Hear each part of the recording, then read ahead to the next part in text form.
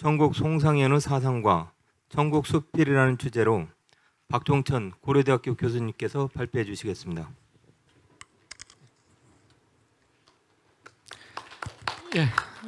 반갑습니다. 방금 소개받은 고려대의 박종천입니다.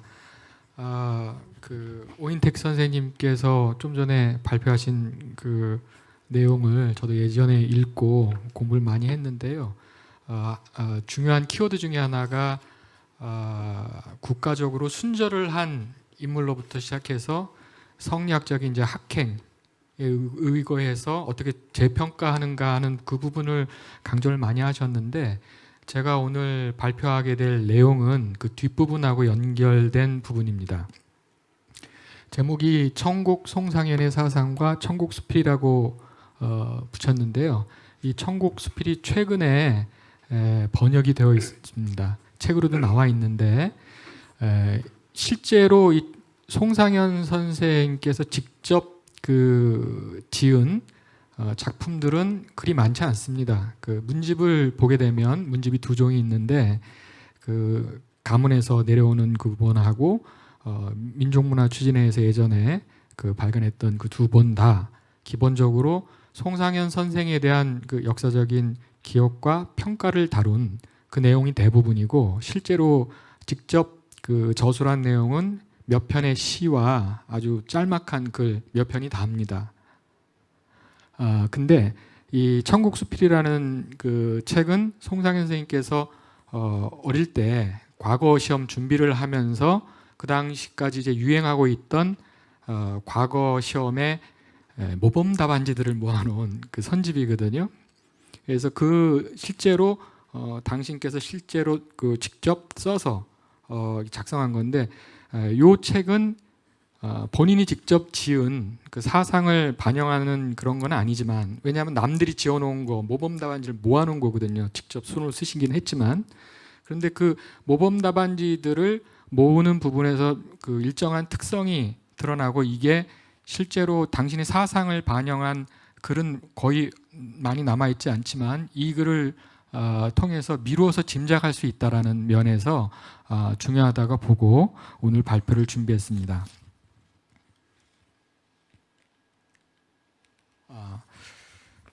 이미 그 오인택 선생님을 비롯해서 많은 선학들께서 그 송상현 선생이 역사적으로 미친 영향력이라든지 아니면 서사와 가정 등은 이미 상세히 밝히셨는데요. 대부분의 것들은 송상현 선생을 사상가보다는 실천가, 그 실천적인 부분에서 어떤 의미를 지닌지를 많이 파악했습니다. 그래서 실제로 이분이 갖고 있는 성리학적인 그 사유라든가 아니면 그런 부분들이 사상으로 어떻게 반영되어 있는지에 대한 연구는 없습니다. 없을 수밖에 없죠. 왜냐하면 자료가 거의 없으니까. 그리고 아까 오 교수님께서 그 소개하신 신독제 김집의 스승이었다, 이게 다입니다. 그러니까 실제로 당신의 사상을 직접 반영해 주는 글이 드뭅니다. 오늘 발표에서는 몇 편의 시와 글들 남긴 부분들에서 당신의 그 사상적인 경향 일부를 추출을 하고, 그것을 과거 시험 답안지 모범 답안지 모아놓은 것에서 일정한 경향성이 드러나는 걸 통해서 역으로 간접적으로 천국 송상현 선생의 사상의 그 경향성을 짚어보는 그런 발표가 되겠습니다. 먼저요, 첫 번째로는 충의의 기억과 정정자지의 자세라는 제목을 달아보았는데요. 지금 이 화면에 뜨는 이 글은 천국수필에 담겨 있는 후손의 시입니다. 그 천국 선생의 역사적인 영향력은 본인이 순절을 하고 또 그 영향을 받아서 첩들이라든가 아니면 주변에 있는 사람들도 같이 따라서 영향을 받는 부분을 강조를 하고, 심지어 외적들조차도 감화를 받는 부분들이 이제 부각이 되는데요. 그게 이제 가문 차원에서 일정한 가문의 자랑이자 전승으로 내려온 부분을 후손 중에 한 분이 이렇게 그 천국수필 뒷부분에다가 적었습니다. 우리 집안에 두 가지 가보가 있다. 그리고 이 가보의 핵심은 지금 여기 보이시는 것처럼 이게 정규부덕 이 부분하고요, 순국 신충 이 두 가지를 스스로 가문 차원에서도 자랑스러운 전승으로 자랑을 하는 그런 부분이죠. 그래서 여기 아까 얘기했던 그 정규부덕, 그 다음에 순국 신충은 절의의 충, 절개의 열, 아까 충렬공이라는 그 시호를 말씀하셨는데 그게 국가적인 평가일 뿐만 아니라 가문 차원에서도 끊임없이 계속 전승이 되어 온 그런 전통이었다는 것을 알 수가 있죠. 그 다음에 아까 오 선생님께서 여러 가지 그 송상현에 대한 평가를 그 말씀해 주셨는데 역시 30년 직위인 민인백의 제문, 당시에 청주 목사였는데요. 그 송상현 선생님께서 돌아가셨을 때 지은 제문을 여기 지금 옮겨놨습니다. 이 빨간색 있는 부분만 이제 보겠습니다. 이 부분 보면 일찌감치 과거에 장원급제해서 명망이 높았고요. 이때 사계 김장생 선생을 비롯해서 아주 뛰어난 학자들하고도 교류가 있었죠. 그리고 이제 선생의 성품을 지금 표현하는데요. 아첨을 좋아하지 않는다. 그리고 고요하고 올바르게 자신을 견지하는, 그게 아까 말씀드렸던 위에 정정자지라고 하는 그런 표현입니다. 그래서 이미 돌아가셨을 단계에도 송상현 선생을 잘 아는 지인들로부터 이미 이런 평가를 받고 있습니다. 아까 오 교수님께서 말씀하셨던 학행에 연관된 부분입니다.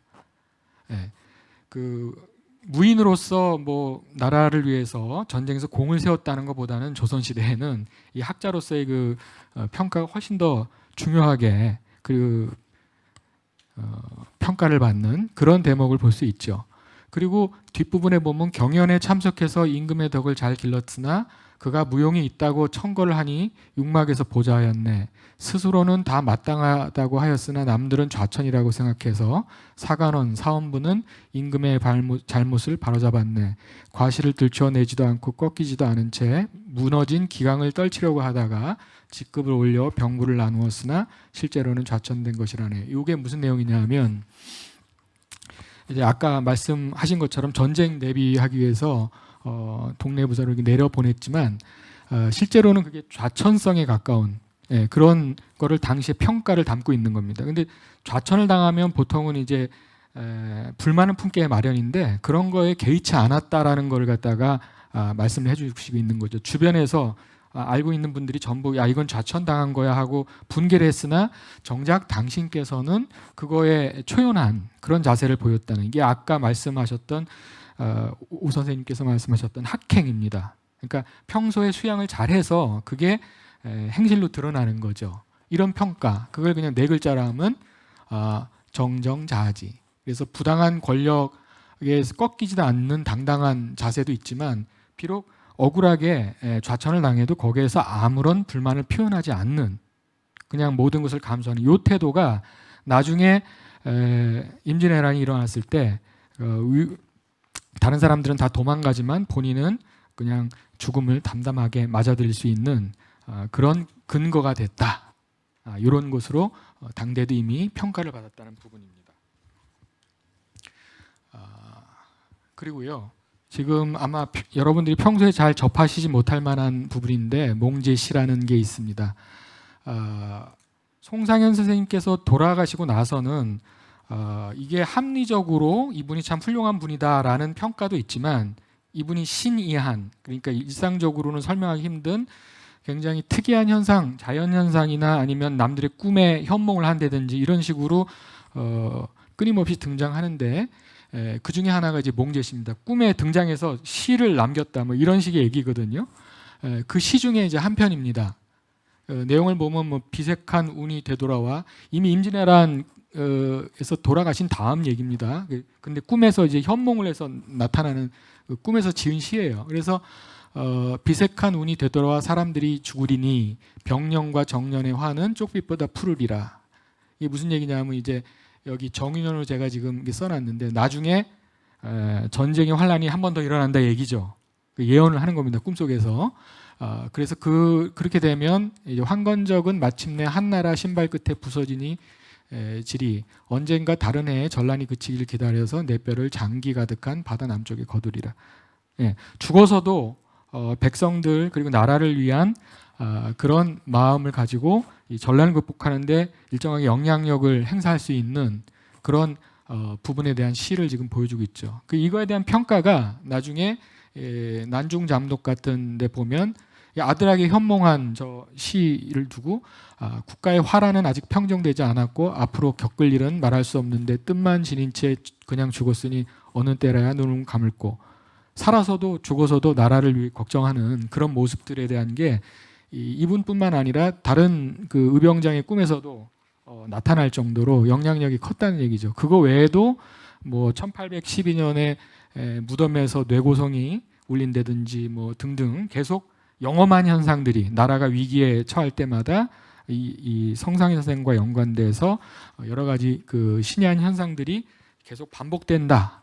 그러니까 죽어서도 끊임없이 영향력을 미치고 있는 그런 내용을 볼 수가 있죠. 그리고 실제로 이 몽제시에서 예언한 대로 나중에 전란이 일어났죠. 임진왜란 후에. 자, 아까 이제 그 선생님들이 말씀하신 이제 혈선에 나온 그 시입니다. 이건 아까 얘기됐으니까 생략하기로 하고요. 실물만 살짝 보시는 거로 하겠습니다.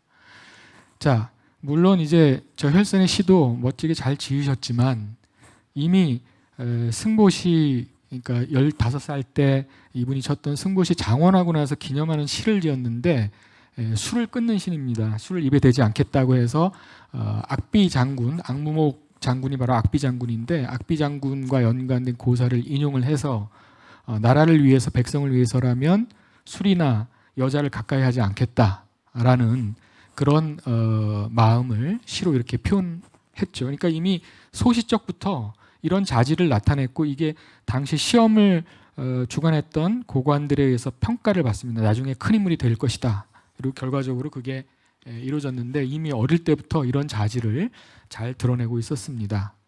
내용 이제 살펴보시기로 하시고 요 시 외에도 몇 가지 그 내용 소개한 거는 그 자료집을 참고하시기로 하고요. 두 번째로는 이 어린 시절 아까 승보시 이게 나왔는데 그 직후부터 여러 가지 문과 급제할 때까지 여러 가지 자료들 그러니까 당시에 유행하던 시험 모범 답안지들을 모아가지고 일종의 자료집을 만든 게 이제 천곡수필인데 당신 손으로 직접 쓰신 내용이거든요.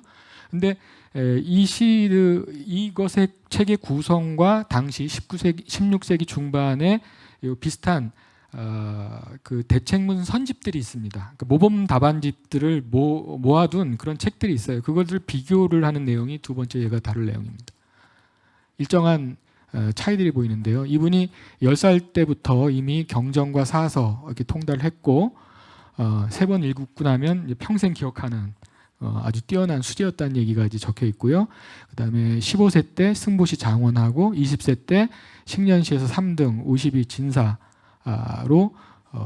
급제를 하셨고 26세 때 별시 병과에 문과 급제를 하셨습니다. 이 세 번의 기록을 이제 제가 찾아서 소개를 드리고요.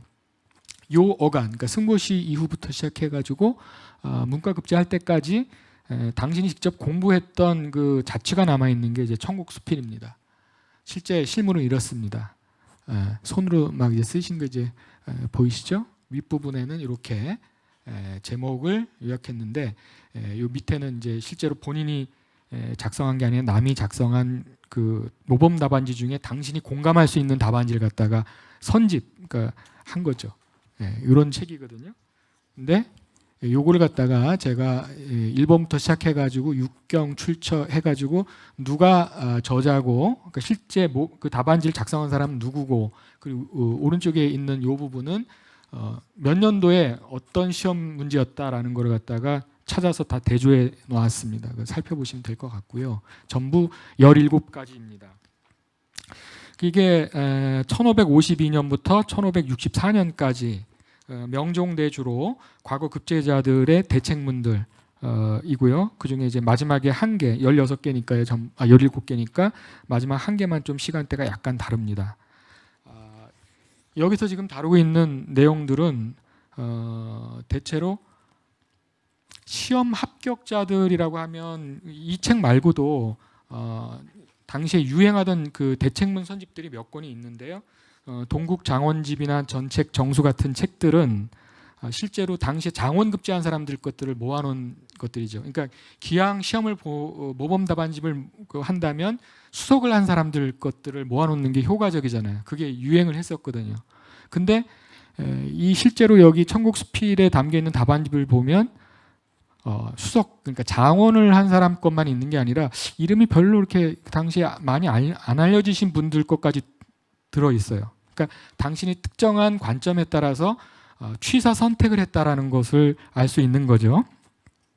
예, 그리고 이 주제 중에서 여기 잠깐 보이시는 것처럼 귀신이나 천도나 조수설성, 오인실성, 요거 이제 인성론 관련되는 거. 그래서 요 세 가지 같은 경우는 특히 성리학적인 주제를 다루고 있는 건데 그 전까지만 해도 뭐가 주로 주제였냐면 당신의 현안 그리고 국가의 운영 정책하고 관련돼 있는 내용들을 주로 시험에 냈고 답안집들도 주로 그런 것들이었는데 요게 이제 들어가는 게 그 이전에 있었던 이 대책문 선집하고는 다른 점입니다.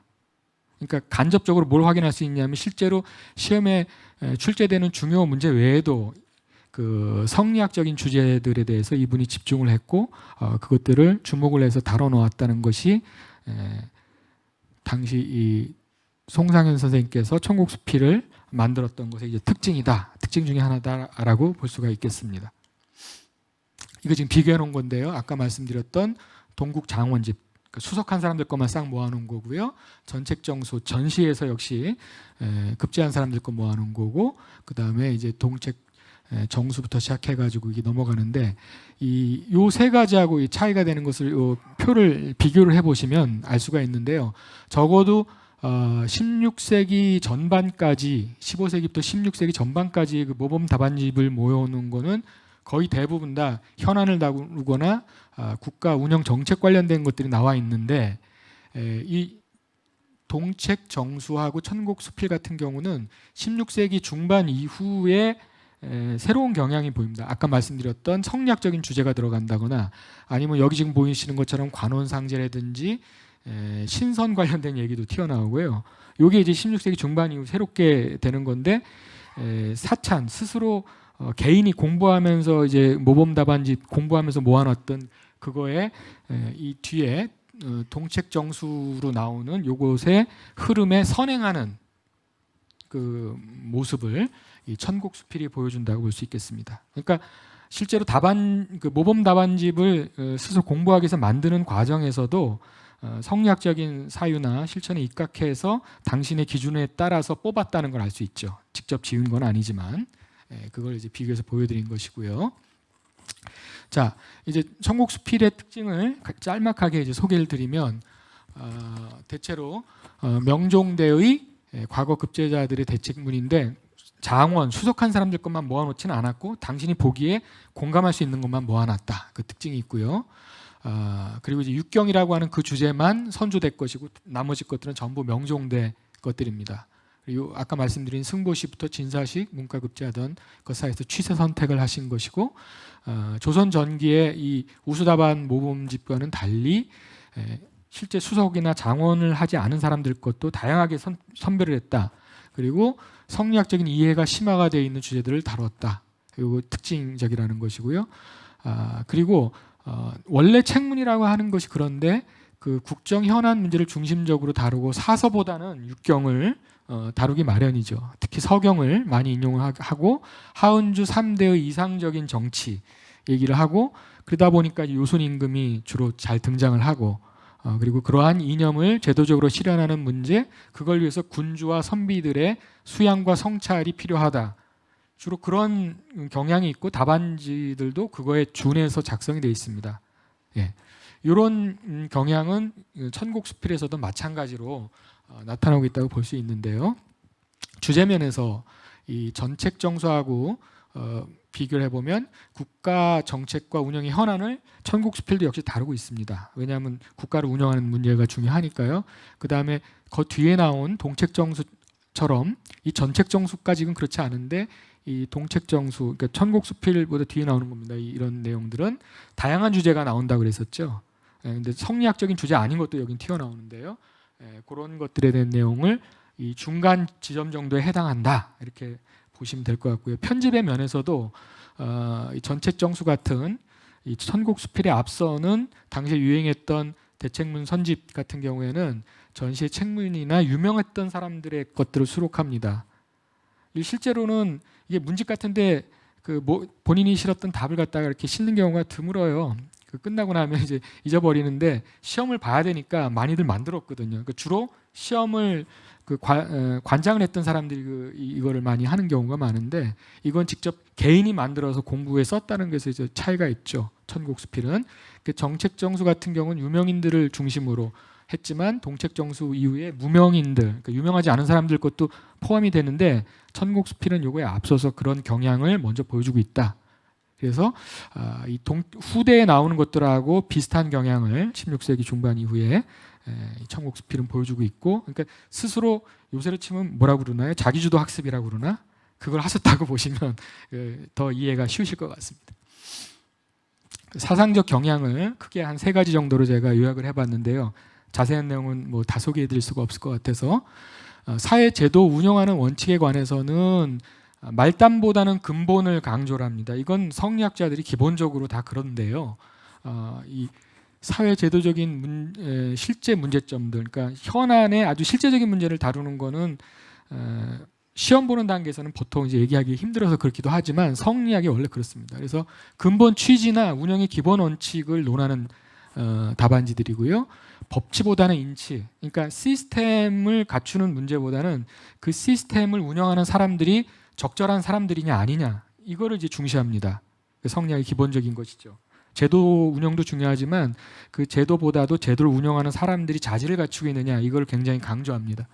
그리고 지인안민이라는 건 뭐냐면 이때 인은 그 임금을 도와서 같이 정치를 하는 사람들 인이라고 생각하시고요. 민은 그 정치의 혜택을 보는 백성들을 말합니다.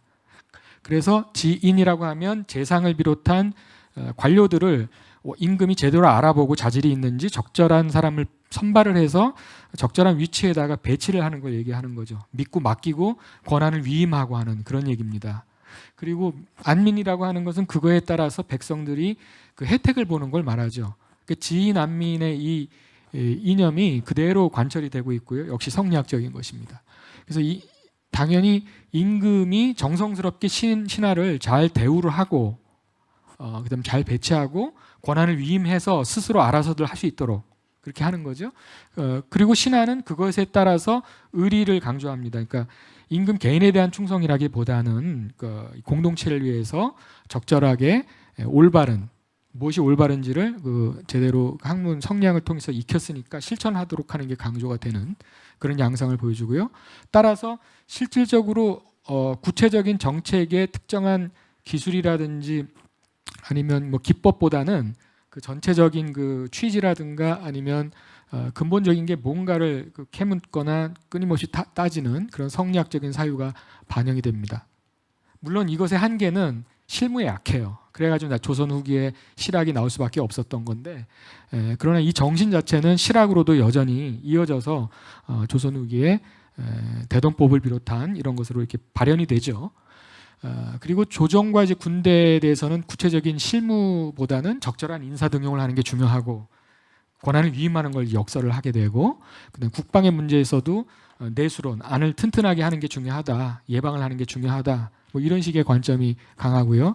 그 다음에 위가 모범을 보이면 아래는 맑아질 것이다, 이런 식의 관점을 이제 견지하죠. 전형적으로 모범을 보일 것을 주장하는 성리학적인 정치 이론의 반영이기도 합니다. 그다음 시사적인 현안에 관해서는 역시 다양한 현안들이 있었는데 근본을 강조를 하는 성리학적인 사유가 반영이 되어 있고요. 그 다음에 어지린자를 써서 어진 정치를 강조할 것, 그 다음에 군대 양성보다는 그거에 앞서서 교육과 교화를 강조하는 그런 양상을 보여주고 문음제도, 그러니까 출신 성분에 따라서 대대로 좋은 그 직분을 이어가는 게 아니라 적절하게 제대로 공부하고 실천한 학행이 있는 사람들을 뽑아야 된다, 뭐 이런 식의 얘기 계속 나오고요. 전쟁 예방차액으로서 왕이 덕을 행하고 왕도를 행해야 된다, 신하들은 그걸 도와야 된다. 이런 얘기 나오고요. 특수 영역의 전문적인 지식이나 해결책보다는 근본적인 자세나 처방으로서 모범적인 교화를 보이고 그 모범적인 교화를 위에서 보이면 밑에서 풍속이 저절로 맑아질 것이다. 이런 식의 관점을 보이죠. 실제로는 그게 저절로 되지는 않지만 그 근본적인 그 방향성은 성리학적인 방향성을 보고 있습니다.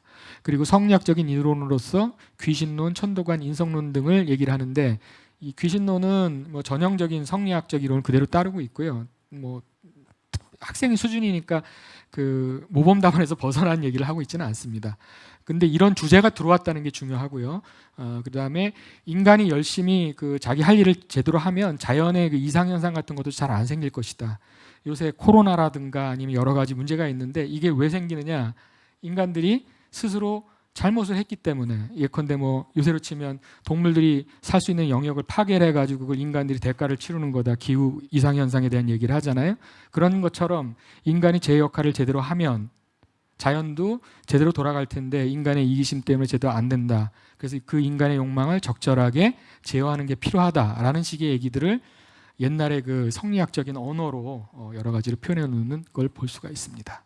그래서 자연 재난이 발생을 하면 임금을 비롯해서 이 통치자 그룹 또 성리학자들 비롯한 이 유신들이 스스로 반성하는 자세를 이제 강조한다는 면에서는 볼만한 것이 있죠. 그리고 이제 인간만이 욕망에 따라서 좋은 그러니까 천사 같은 일을 할 수도 있고 악마 같은 일도 할 수 있다. 그게 이제 인성론에 관련된 주제 중에 하나입니다. 그렇다면 인간이 따라야 될 마땅한 본성을 따르는 것이 바람직하다 하는 교과서적인 답변이 실려 있습니다. 자, 지금까지 이렇게 해서 그 천곡수필의 내용과 거기에 담겨 있는 송상현 선생의 그 사상적인 경향성에 대해서 이제 간략히 말씀드렸는데요. 앞서 그 발표하셨던 오인택 선생님께서 말씀하신 것처럼 이미 천곡수필 내에서도 이게 학행을 충분히 그 학행의 가능성을 보여주고 있다. 그 어린 시절 15살 이후에 공부하던 그 흔적이 남아있는 여기를 통해서도 스스로 성리학을 기반으로 한 당시에 그게 최신 학문이니까요. 그것을 통해서 본인을 그 수양하고 마음을 수양하고 그 다음에 올바른 자세를 견지하고 남의 눈 의식하지 않고 늘 뭐 죽음에 이르기까지 묵묵하게 자신의 길을 걸었던 이것이 천곡 선생의 사상적인 그리고 실천적인 경향성을 보여주고 있다는 것으로서 제 발표를 마치겠습니다. 감사합니다.